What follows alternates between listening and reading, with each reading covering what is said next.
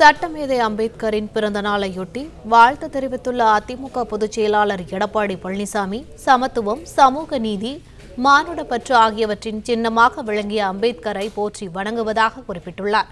இதுகுறித்த கூடுதல் விவரங்களை எமது செய்தியாளர் பிரகாஷ் வழங்க கேட்கலாம். வணக்கம் பிரகாஷ், விவரங்கள் என்ன? சட்டமேதை புரட்சியாளர் அம்பேத்கர் அவருடைய பிறந்த நாள் இன்று நாடு முழுவதும் அனுசரிக்கப்படுகிறது. அவருடைய பிறந்த நாளை முன்னிட்டு அதிமுக பொதுச் செயலாளர் எடப்பாடி பழனிசாமி வாழ்த்து செய்தி பதிவிட்டிருக்கிறார்.